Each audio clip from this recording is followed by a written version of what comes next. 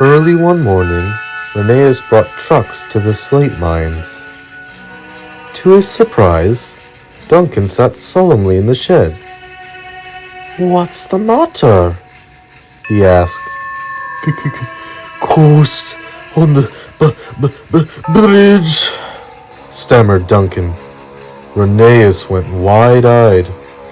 "You saw it?" "He saw nothing," chuckled the driver. "We've told you a dozen times now, Duncan. It was only us." "Such things shouldn't be used for jokes," scolded Rheneas. "Don't be ridiculous," said Duncan's driver. "Rusty's story isn't true." "It's all too true. And I should know.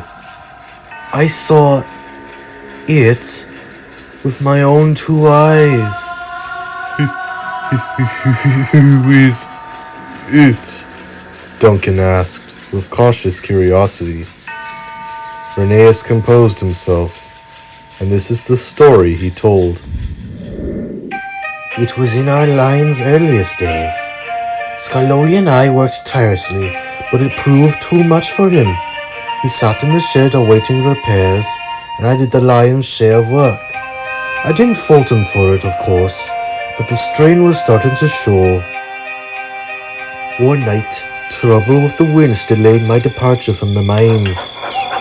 I was exhausted and eager for the comfort of my shed.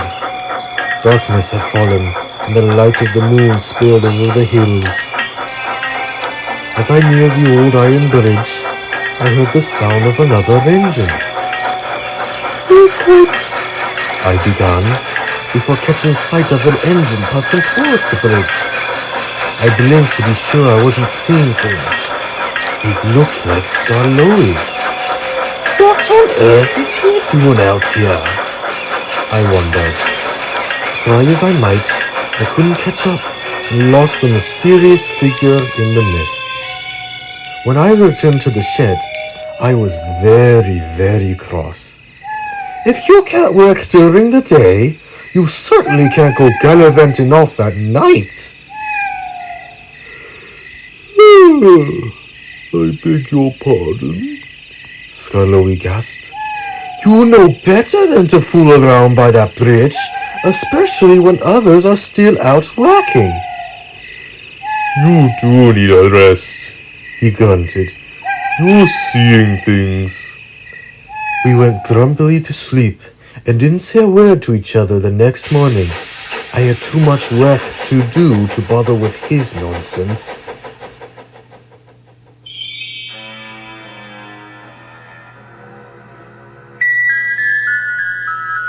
I was late leaving the mines again. It was a misty evening, and we had to take care.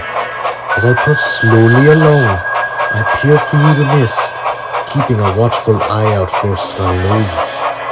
I had just reached the bridge when a shrieking whistle echoed around the hills. I was surprised, and so was my driver. We stopped at once. What was that? He shivered. That wasn't Scarlowy's whistle, I said, growing more nervous by the minute. I peered across the bridge, where the mist danced frantically, and there it was. It looked strikingly similar to Scarlowy, but it was painted all in black. Its face was worn and weary, and its harsh gaze pierced right through me. Slowly and menacingly, it started across the bridge towards me. Driver tried to move us back, but I couldn't. I was frozen in fear. The engine's puffs echoed thunderously around the gorge. As it drew near, there was a bump. I watched in horror as the engine tipped and plunged off the side of the bridge, its whistle screaming out until...